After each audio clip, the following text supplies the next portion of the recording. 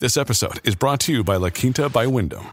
Your work can take you all over the place, like Texas. You've never been, but it's going to be great because you're staying at La Quinta by Wyndham. Their free Bright Side breakfast will give you energy for the day ahead. And after, you can unwind using their free high-speed Wi-Fi. Tonight, La Quinta. Tomorrow, you shine. Book your stay today at lq.com.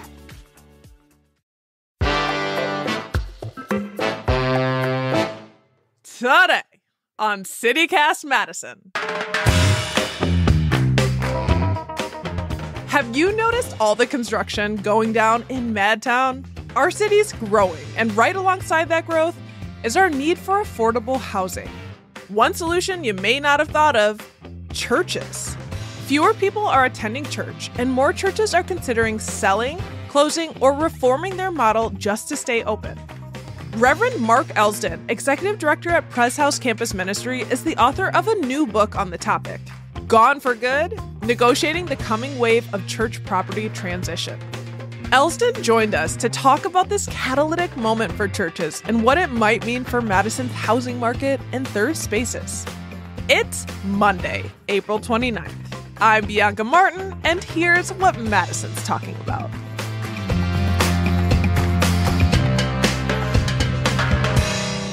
Reverend Elsdon, hello. Hi there. So you've said that 20 years from now, it's expected we'll lose 1/3 of our churches, and that keeps you up at night. I can only imagine. Tell us why specifically you're losing sleep. Obviously, I'm a pastor, so I care about the church as a spiritual community, and I say that broadly, the church. This is also happening with other faith traditions as well as Christian churches.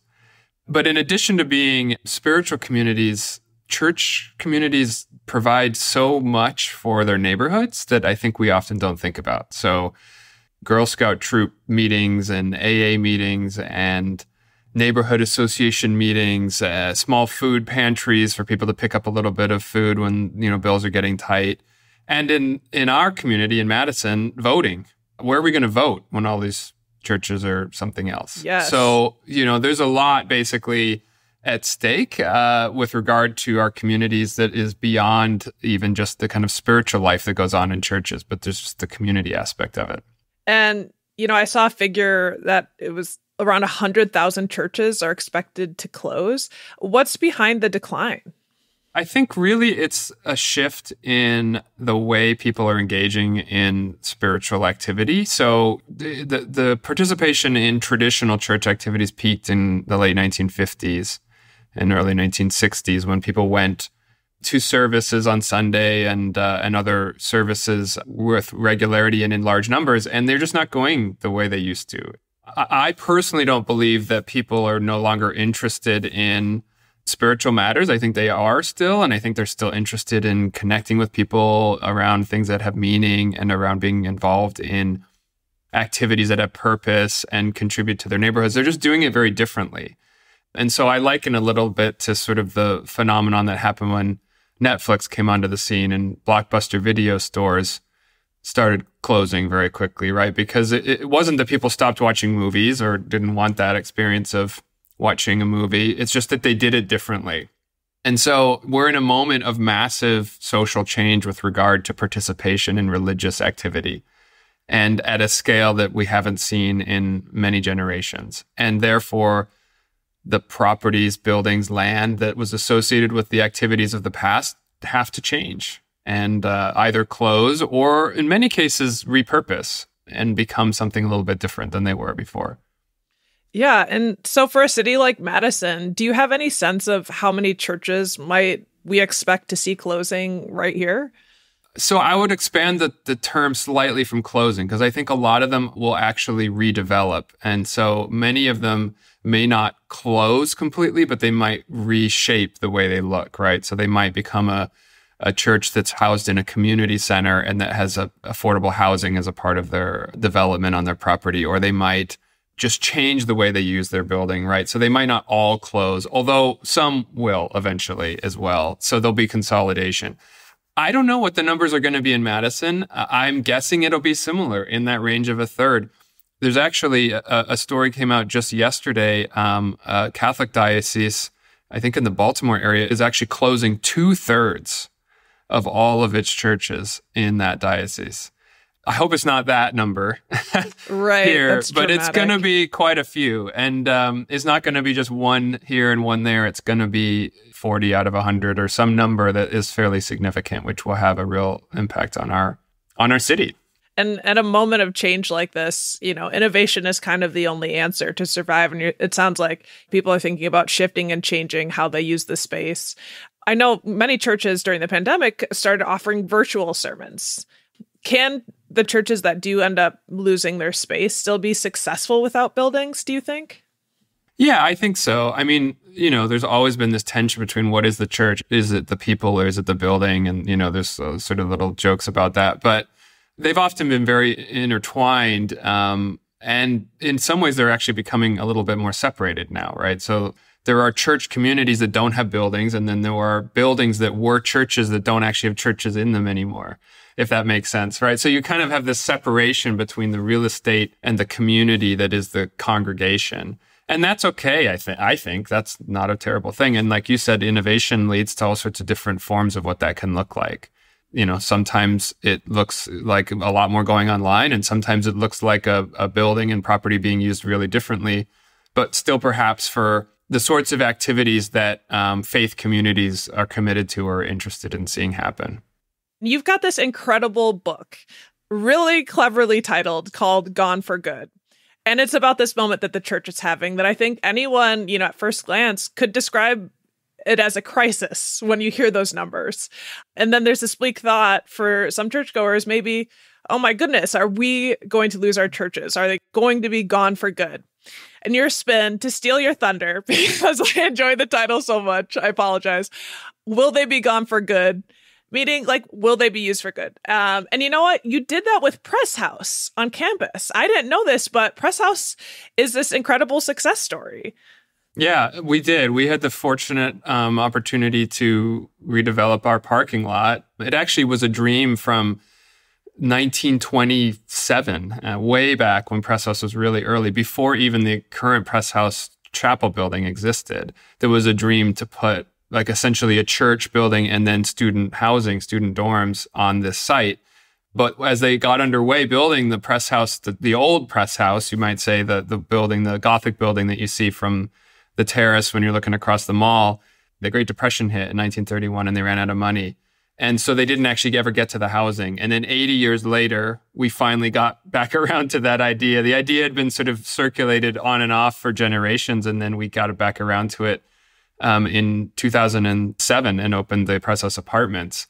And yeah, it's exactly what I'm describing, in that we serve more students through our Press House apartment community than we do through our Sunday services. We do have Sunday services for students, and they are vibrant and well attended, but we actually serve more students in our apartment community through that program. And that includes housing for students in addiction recovery, sober living. It includes housing for students that are exploring gender and sexuality identity. It includes housing for students that are looking for ways to get connected through sort of community service in the Madison area. So all of those kinds of programs happen in the apartment building. And yeah, essentially we've taken underutilized church-owned land and turned it into what I think is a really beautiful asset on the campus and in the city.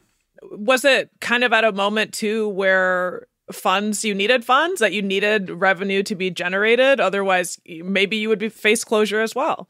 Yeah, it was at a moment that's very similar to many of the churches that are wondering if they're going to be gone for good, and that they, we had very low participation, actually zero at the time when my wife, Erica, who's the pastor, and I came here 20 years ago.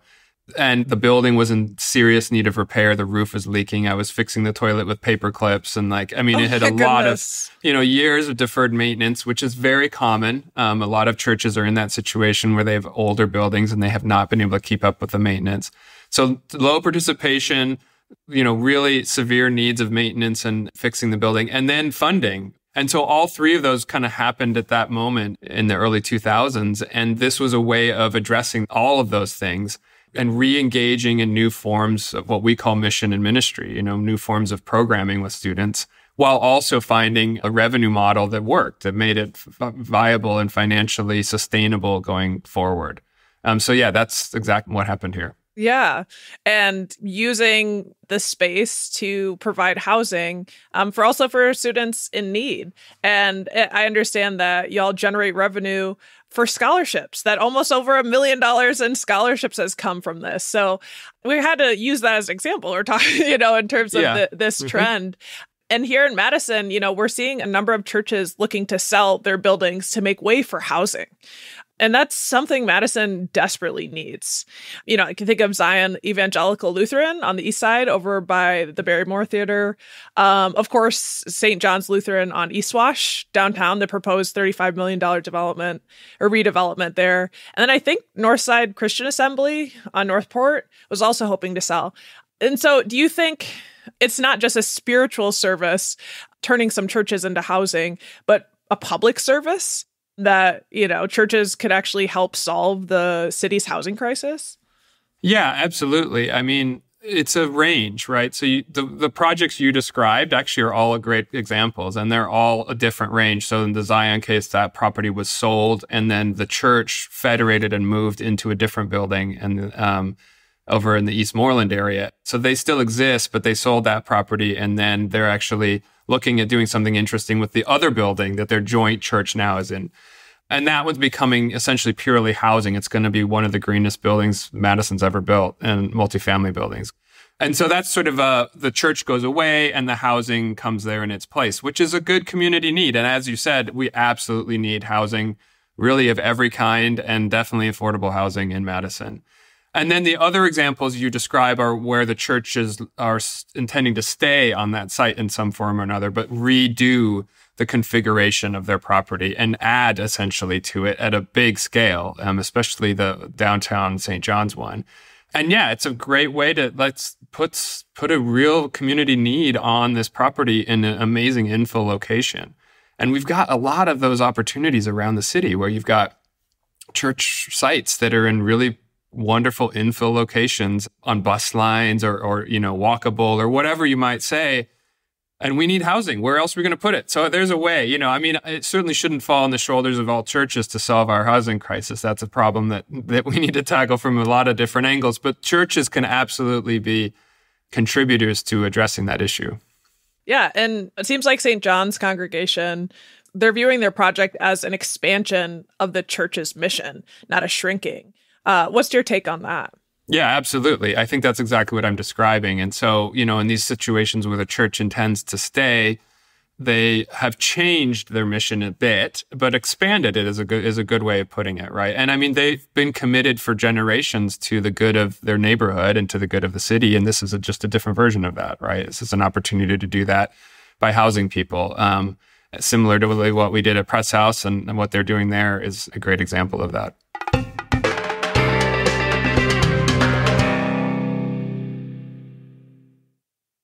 I did want to ask, what arguments exist for why churches shouldn't sell their buildings?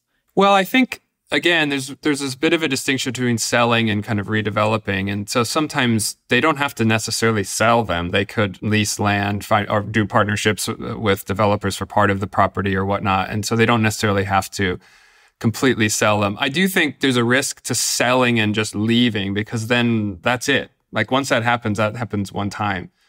And then that land that was at least ostensibly community-oriented, right, oriented towards the good of the community in some form or another at least, is now privately owned, potentially. So there's that risk. Now, there's some creative things. People are looking at partnering with the Community Land Trust, for example, the Madison Area Community Land Trust. And one of the models I'd love to see happen more is church land be donated or sold, at low cost to the land trust. And then it basically remains a community-owned asset at that point. And, permanently affordable housing can be built on it. My worry is that we just sell things for the top dollar and then it becomes just privately owned kind of wealth creation for somebody. And that doesn't really, in my mind, contribute to the good of the neighborhood in the long run. A few of those is fine, but if that happens with tons of them, that's going to be a bit of a shame. And, ironically, we could find ourselves 20 years from now saying, goodness, we need to build some community centers so that we can have food pantries and the places for the Girl Scouts to meet and places to vote. Yeah. And they think, well, actually, we had all that. That was churches. Right. Why did we let those all go? Why did we just let those all sell off into something else? And now we're trying to figure out how to solve a problem that was already sort of solved, and we've got a new one. So there's that element of it, I guess, that's a bit of a risk. I know. That's certainly where I went to Girl Scouts. Yes, exactly. And voted, the whole, that's where I vote. I vote in a church. How do you see folks getting their social needs met outside of the church if there are fewer spaces? Yeah, I think that is a concern. There's some really interesting writing around social infrastructure that people have done. I referenced that in my book a little bit. But we don't have lots of places anymore that are free, especially, right? So, there's kind of this idea of coffee shops and Starbucks third spaces and so on, but you still have to pay to go into those places. You have to buy something. Libraries is about it, right? I mean, where else is there that you could potentially go meet people that are quite different from you, potentially have these community activities, some of which may be religious in nature, many of which are not. And where are those spaces? There's just not many of them, right? And we need them more than ever in this moment when so much of our life is mediated through technology. Loneliness is, huge. Yes, exactly. Loneliness is huge. And how do we connect? Especially we live in a place where the winter is long. You're not like out on the street for hours, usually in the middle of winter. We need indoor spaces where things can happen and that are not all about money and all about commerce, but that are about community. And that is something that churches have done for a very long time. And so I'm most interested in the sorts of kind of repurposing that still does a version of that. So it may not be that there's a traditional worshiping community there that like there used to be, but can we retain some of that element of some of that still community-oriented activity in those spaces and in those properties, or at least some of them? Let's not let them all disappear. When I was in college, I don't really affiliate with a church anymore. I grew up going to church, but there's this place called The Crossing that had all kinds of community events. They held meditations that Richard Davidson at the neuroscientist that studies well-being held. And it was like community discussions around interfaith discussions on topics of the moment. And I also went to Slow Food in the basement. So there's just all of these things. Man, it is so huge to have those spaces. I do, want to get to one thought, which is we know that churches can be powerful and meaningful forces of good. Also, both of us know that not everyone has felt welcome at church. Some folks are made, depending on, what the church is, to feel shame for who they love, maybe not supported in decisions they make about their bodies or when to start a family. Some just have experienced straightforward harm. Yep. I gotta wonder how much of what we're seeing, like this exodus, might have to do with people voting with their feet. I'm not a research sociologist in that particular vein, but absolutely, I believe that is happening. And it's sad. I mean, a lot of the ministry we do at Press House is essentially support for folks who have had harm in other church settings in the past. And it's really unfortunate. And if that goes away, I'm okay with that part of it going away. I mean, harming in the name of faith is, in my view, not real expression of faith. And so that's okay. So maybe there is, but I do think there's a bit of a confusion sometimes, or it gets muddled. And sometimes in Madison, this is played up even more than other places because of our sort of progressive approach to everything. But there's this idea that all Christian organizations or churches are harming people, or all of them are, there's nothing left there any good kind of an idea, right? And sort of throw the baby out with the bathwater. And I hope that doesn't happen, because I don't believe that's the case. I believe there are a lot of organizations, church organizations, that are really doing wonderful work and that are fully welcoming, fully inclusive, fully supportive of people's choices, who they are, their identities, who God made them to be. And so, I hope we can see more of that happen and less harm. I mean, in The Crossing's an example. We partner with them sometimes. They do lots of good stuff as well. And there's many others that are like that. Before we let you go, is there anything else you're keeping an eye on right now in the Madison landscape, church building landscape and congregation shifting and changing? I mean, I guess I get contacted by churches in the area. I'm happy to talk to churches about their own particular stories and have resources that can help them determine what they might want to do with their property. So I'm also quite interested in the conversations that are happening at the city level, sort of city planning level, with regard to zoning for church properties. Can that help? I think that between zoning and potentially funding for affordable housing and even just some other support from the city, I think the city can contribute to good things coming on these properties, or can just sort of wait and see. And I think I'd rather us be a little more proactive, and there has been some of that going on. But that might be my sort of one message I would leave with regard to our city. And as a resident for 20 years of the city, I care a great deal about it. That I think we can make choices and incentivize good things coming when these churches are gone, not just whatever, and let it just kind of happen haphazardly. And I think we're about to tip over from a moment when a church here, a church there changed. Now we're going to see a lot of churches changing. And that's really where we need to be pretty intentional and I think proactive and helping those churches transition, redevelop or sell and do something else in ways that leave us with good in the neighborhood and not just some random thing. Well, Reverend, we appreciate you joining us so much. This has been fascinating and illuminating, and more power to you and everyone else, in this moment. Thanks. It's been a pleasure. That's Reverend Mark Elsdon, local minister and executive director at Pres House and Pres House Apartments on the UW-Madison campus. He's the author of the new book, Gone for Good, Negotiating the Coming Wave of Church Property Transition.